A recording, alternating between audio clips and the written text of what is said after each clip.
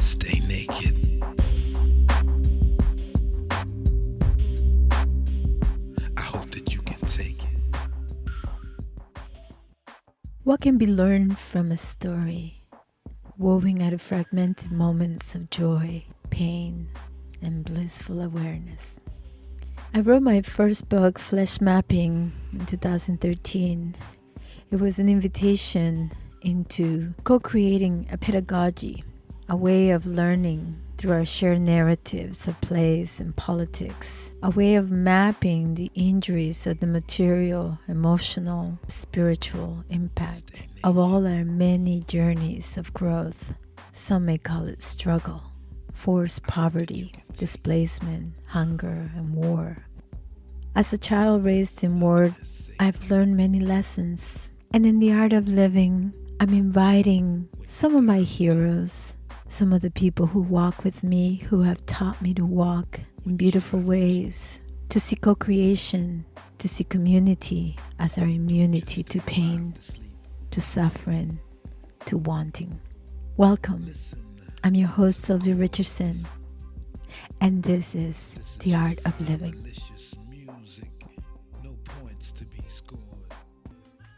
It is a great privilege to have on our show the poet Eduardo Galeano. His latest book, Mirrors, speaks of the stories of almost everyone, a collection of vignettes that depicts the breadth of human history. What a wonderful book. Known throughout Latin America for his groundbreaking book in 1971, The Open Veins of Latin America, an indictment of the plunder of the region by European and U.S. imperialists. Poeta, welcome to our show, and thank you so much for joining us. Well, thank you, and thank you for giving me this title of poet. I feel proud of it, because I'm afraid I don't deserve it. I write in prose, not in verse. But perhaps, being as I feel I am, a loyal interpreter, translator of reality, perhaps I am also doing poetry, even if I don't know I'm doing so, like that character of Molière was speaking prose and he didn't know. You are correct to acknowledge the title of poet. For me, I think in terms of a poet as someone who is able to inspire a sentiment that moves people, that steers our feelings inside, that goes beyond our intellectual capacity to see and inform or receive information, but goes to our feelings, our ability to experience the sentiment that unites us, the something that moves us, the something that we are more than just intellectual beings, but rather I think a poet has the ability to convey a message in a way that inspires people to do something about it. Okay, I feel proud of it. I hope I deserve such an honorable title. You are very generous anyway. Thank you very much. All I want to do is to try to see the unseen, the other side of the moon, the other side of the earth, and perhaps this is in some ways an act of poetry. Perhaps, yes. There are events in life that can have a long-lasting impression and can sometimes be part of a defining moment in our lives. And sometimes that experience can come from a book. Many writers write with intent to convey information, sometimes to denounce acts of injustice. I think the book Open Veins of Latin America has had a special place in the consciousness of people in Latin America as it opened our eyes and offered a language of indignation against the plunder of the region by European and U.S. imperialists. It became one of the best-selling books in the Amazon.com charts. How should people read your book, Open Veins of Latin America? For me, in my personal life, The open veins of Latin America was a port of departure, not a port of arrival.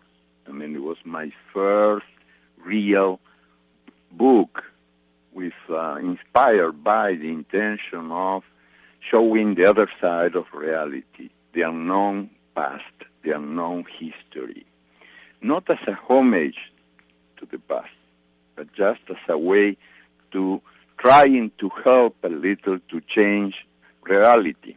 The first step to begin changing reality is to try to see it as it is.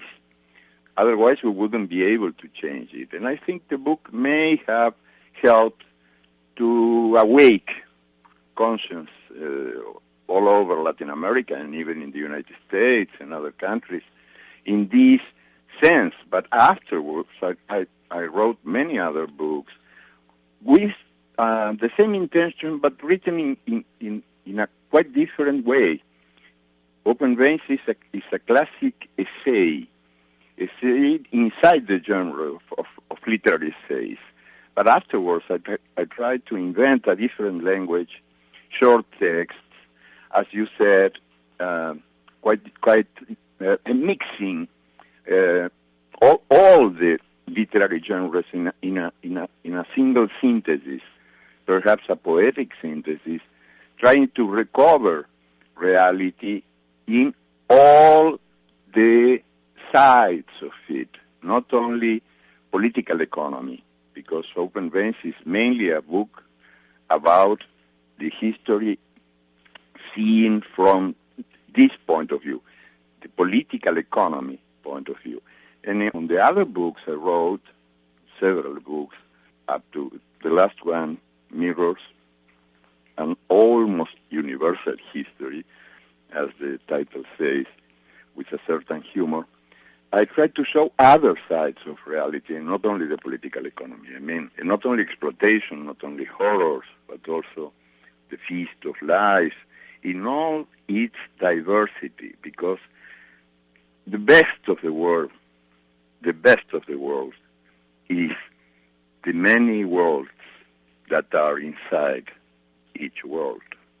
We often talk about the importance of creating communities that are diverse, pluralistic, and inclusive. But our societies operate under a system of capitalism that completely denies the role of diversity. It actually advocates for a homogeneous, consumption-based, individualistic society that maximizes individual profits at the expense of others. So how do we create a more egalitarian and inclusive society? What are the barriers that we need to overcome? You know, the problem, especially in Latin America, but not only in Latin America, also in the other America, North America, the United States, is that our countries were born from a big lie. Since the beginning, it was a denial of our diversity. And this was perfectly well translated by the first constitutions, which denied the rights to almost all the population. For instance, my own country, Uruguay, the first constitution in 1830 gave the right to be a citizen only one person out of 10. And in the first elections, 95% of the population did not vote. And this is also true for all the Americas. The first constitution in the United States established that a black woman or a black man was equivalent to 3/5 part of a person. When I see that this intention of President Zelaya in Honduras to change the constitution as an alibi for the coup of Etat, it's a possible explanation for the military coup, I think about the United States, for instance. What would happen there in the United States if, with the same constitution, with the first one, Barack Obama wouldn't be able to be the president because he would be considered the 3/5 parts of a person. And the same thing about all the other American countries. Bolivia, for instance, the first constitution of Bolivia gave civil rights to the 3% of the population, denying the fact that Bolivia was and is still a country made up mostly of Indians. This revelation of the true identity, diverse and with a vast majority of Indian population, the revelation occurred in 3 years ago. It took centuries to rediscover Bolivia. And it happened when Evo Morales, which is an Aymara Indian, was elected president by an avalanche of votes. That's such an important point. This rich diversity of culture and heritage of indigenous people has been hidden from our historical context. In Canada, we have an indigenous population that until some 20, 30 years ago were not even able to vote, were not even considered human in our recent history. We have residential schools that were predominantly designed to put an end to the cultural and language heritage of indigenous people in Canada.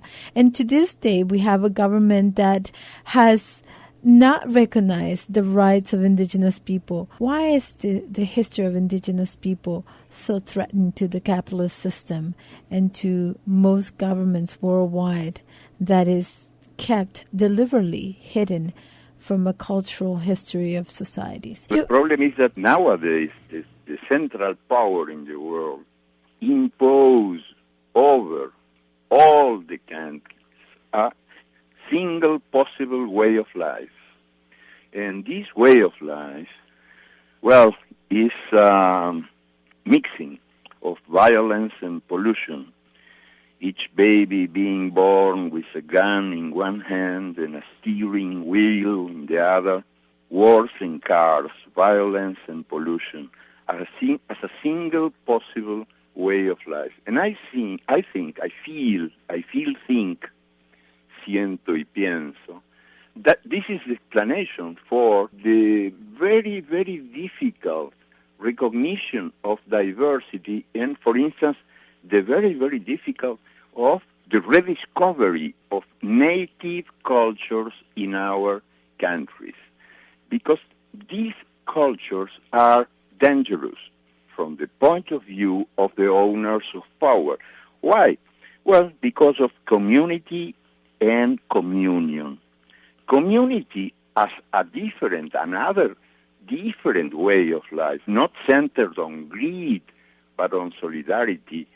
And communion, when I say communion, I'm meaning communion with nature.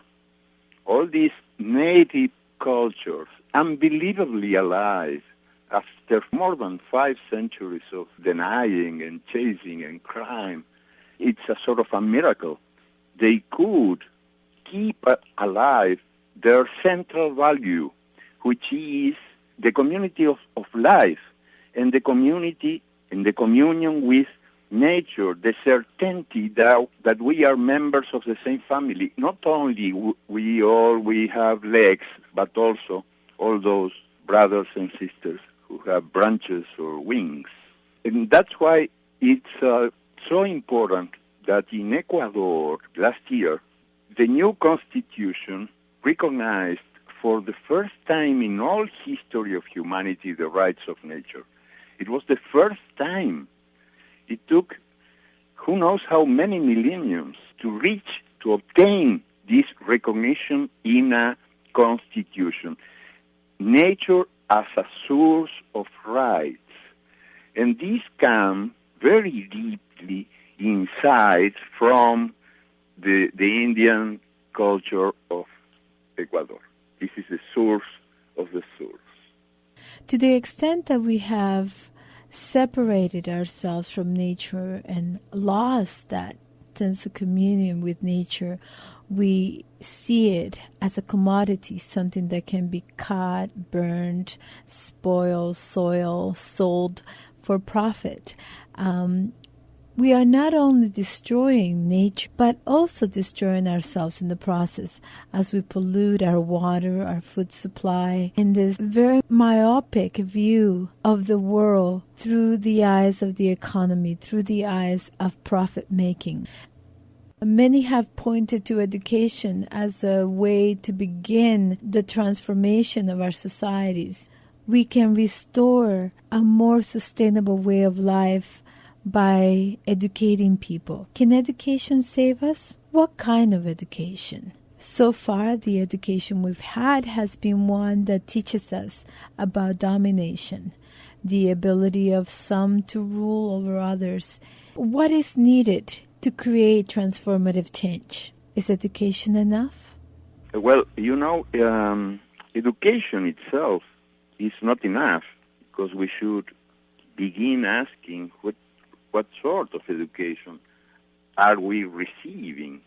If it's a real education in which the teachers teach but also learn teaching, we wouldn't arrive really to offer to the new generations a real image of another possible world.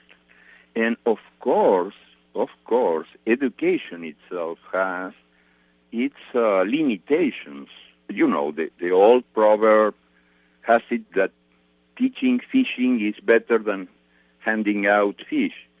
But there is a bishop who is also a poet, Pedro Casaldáliga, in Brazil, living in the Amazon, that he says, well, yes, this is correct, a very good thought, a very good intention, but then he asks, but suppose someone buys the river that had belonged to all, and this someone outlaws fishing, or suppose toxic waste pollutes the river and poisons the fish.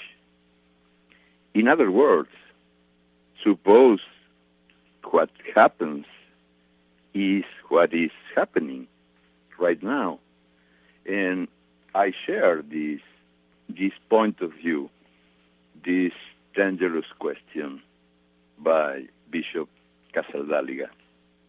The idea that violence and poverty are natural occurrences. We live in a world that seems to have perpetual violence and poverty everywhere you look. And there are some geographical areas that are poor, and that there seems to be nothing to be done about it. And the violence seems to be also a natural phenomenon. What is your opinion of this? This is a system saying days and nights that we are doomed to go on exterminating each other.